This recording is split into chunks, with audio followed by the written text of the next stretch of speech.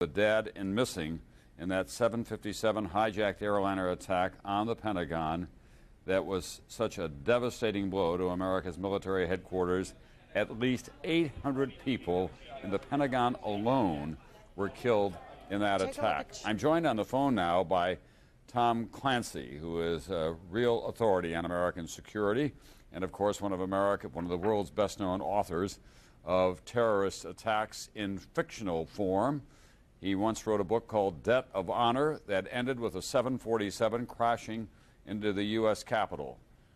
Tom, it turns out that truth is much stranger and much more devastating than fiction. Well, Tom, it always is. And, one of the problems with being a writer of fiction is keeping up with all the perversity of the real world. It's just a horrible event. And, it's all, we're talking over 10,000 American dead, and that's about as bad as it gets. When you first heard these reports today of hijacked planes being flown into the Twin Trade Towers and into the Pentagon, what was your initial reaction? I wouldn't have written this into a novel because I would not have regarded it as a credible threat. 4 people willing to give their lives up for their cause in a period of a few hours. That's not very. It's just hard to grasp. It's hard to wrap your mind around something like that. Well, the other thing that we have to say is that this was a very efficient, in a cold-blooded fashion, and a very sophisticated and a very complex operation that didn't happen in just the last 48 hours or so. Well, obviously, there were some months or weeks or months or potentially even years of preparation went into this. I mean, pardon me for putting it this way, but it was a beautifully planned operation.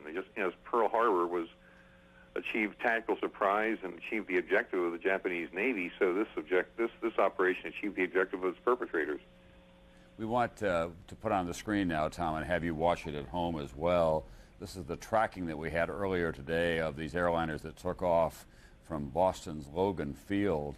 And as you can see, it was very shortly after takeoff that they make a hard left turn and head for New York Harbor and the World Trade Center. We were told that they were armed with knives, but this hijacking all happened very quickly.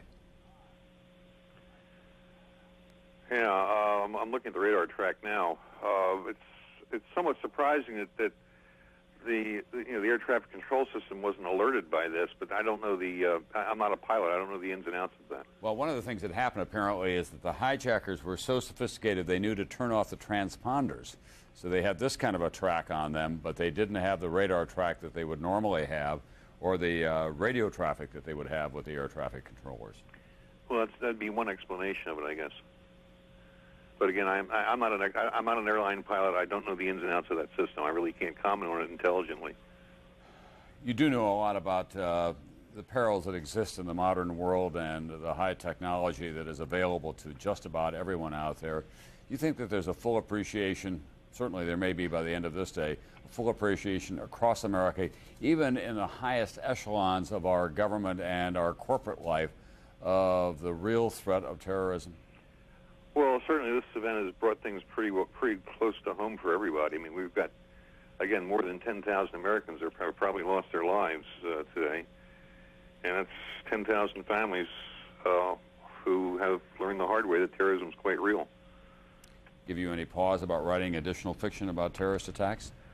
No, I have no such plans. But I'm not going to. You don't try to make money off things like that. It just isn't ethical. All right, Tom Clancy, thank you very much for being with us.